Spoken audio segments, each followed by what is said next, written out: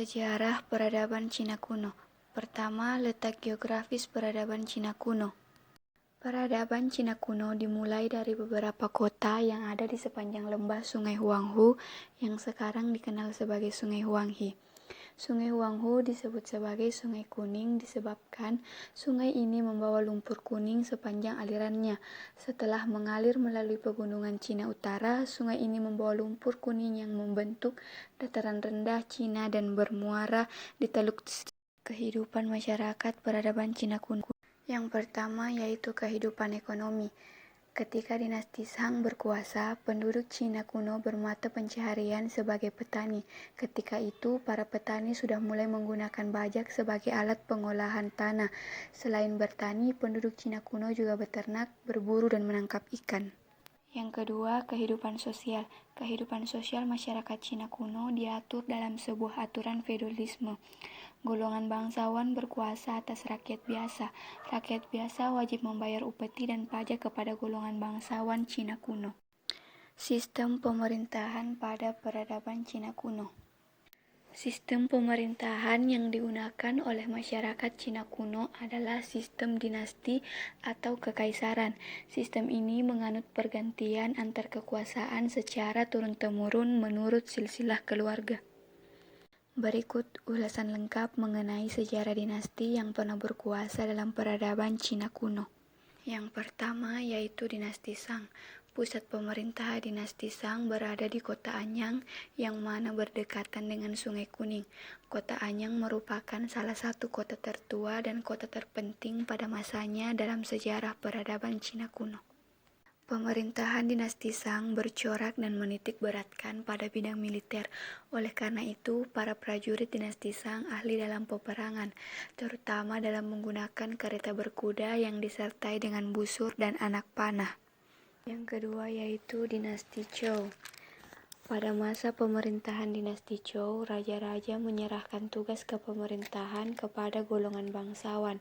Tugas pemerintahan ini meliputi pemungutan pajak atau upeti, urusan keamanan, dan lain-lain.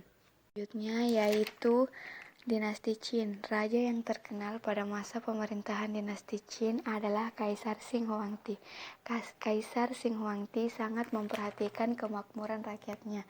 Dalam sektor perdagangan, Kaisar membuat timbangan dengan ukuran yang seragam.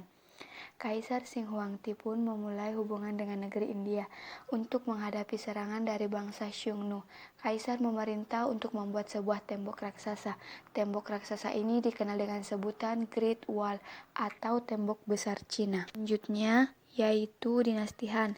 Pada masa pemerintahan dinasti Han, raja yang terkenal dari dinasti ini bernama Han Wuti. Pada masa dinasti ini juga ditemukan pembuatan kertas menggunakan campuran bubur kayu dan lem.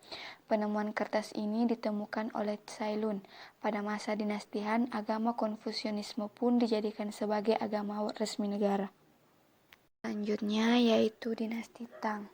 Dinasti Tang merupakan salah satu dinasti peradaban Cina kuno yang didirikan oleh Li Shimin atau lebih dikenal dengan nama Kaisar Tang Taizong. Pada masa dinasti ini juga ditemukan teknik pencetakan untuk mencetak buku dan kalender. Dan yang terakhir yaitu dinasti Sung. Dinasti Sung merupakan salah satu dinasti peradaban Cina kuno yang sangat memperhatikan bidang seni dan ilmu pengetahuan. Pada masa dinasti ini pula, Tiongkok diserang oleh bangsa Mongol di bawah pimpinan Genghis Khan. Peninggalan Cina dalam seni bangunan. Yang pertama yaitu Kuil Dewa Langit. Kuil Dewa Langit merupakan tempat suci yang digunakan untuk pemujaan para dewa. Salah satu kuil yang sangat terkenal yakni Kuil Dewa Langit yang dibangun di kota Beijing. Kuil Dewa Langit ini terbuat dari berbagai batu pualam yang indah. Yang kedua yaitu Tembok Besar Cina. Tembok Besar Cina atau The Great Wall of China masuk ke dalam salah satu bangunan keajaiban dunia. Tembok ini dibangun pada masa pemerintahan dinasti Cina.